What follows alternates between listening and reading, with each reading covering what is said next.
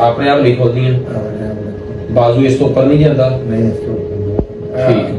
ਵੈਸੇ ਅਮੂਮਨ ਚੱਲਦੇ ਫਿਰਦੇ ਹੋ ਵੈਸੇ ਘਰ ਦੇ ਵਿੱਚ? ਹਾਂ ਮੈਂ ਠੀਕ ਆ, ਆਪਣਾ ਲੈਵਾ ਫਿਰਦਾ ਘਰ ਬਾਹਰ ਨੂੰ ਗਈ ਨਹੀਂ ਤੋਲੇ ਨਾ ਤੋਲੂਗਾ ਗੋਰੀ। ਠੀਕ ਆ। ਫਿਰ ਮੇਰਾ ਮੇਰੇ ਨਾ ਲੱਤਾਂ ਆਪਣੀਆਂ ਜਦੋਂ ਥੱਲੇ ਬਈ ਨਾ ਫਿਰ ਉੱਤੇ ਹੁੰਦਾ ਨਾ, ਫਿਰ ਜਿਹੜਾ ਥੋੜਾ ਜਿਹਾ ਤੇਲ ਲੈ ਕੇ ਉਹਨਾਂ ਨੇ ਸ਼ੂਗਰ ਵਗੈਰਾ? ਸ਼ੂਗਰ ਹੈ, ਬਲੱਡ ਨਹੀਂ ਹੈ ਮੁਸਲਾ। ਠੀਕ। ਨਬਜ਼ ਦਿਖਾਓ ਜ਼ਰਾ। ਉਮਰ ਕਿੰਨੀ ਜਨਾਬ ਦੀ? ਹਾਲੇ ਸਰ 60 ਸਾਲ ਵੀ ਨਾ 61। ਠੀਕ ਆ। ਡਾਈਟ ਪਲਾਨ ਕੀ ਜਨਾਬ ਦਾ? ਯਾਨੀ ਰੋਟੀ ਪਾਣੀ ਚ ਕੀ ਖਾਂਦੇ ਹੋ? ਪਾਣੇ ਪਤੇ ਚੀਜ਼ ਆ ਜੋ ਪੱਕੀ ਜੋ ਆਮ ਰੂਟੀਨ ਘਰ ਚ ਬਣਦਾ ਜਿਹੜੀ?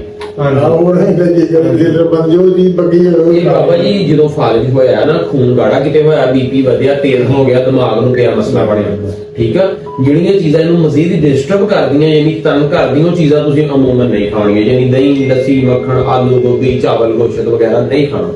ਬਲਕਿ ਮੈਂ ਮੈਂਸ਼ਨ ਕਰ ਦੇਣਾ ਕਿਹੜੀ ਚੀਜ਼ ਤੁਸੀਂ ਖਾ ਸਕਦੇ ਹੋ, ਕਿਹੜੀ ਨਹੀਂ ਖਾ ਸਕਦੇ, ਉਹਨੂੰ ਲਿਖ ਦੇਣਾ, ਠੀਕ ਆ।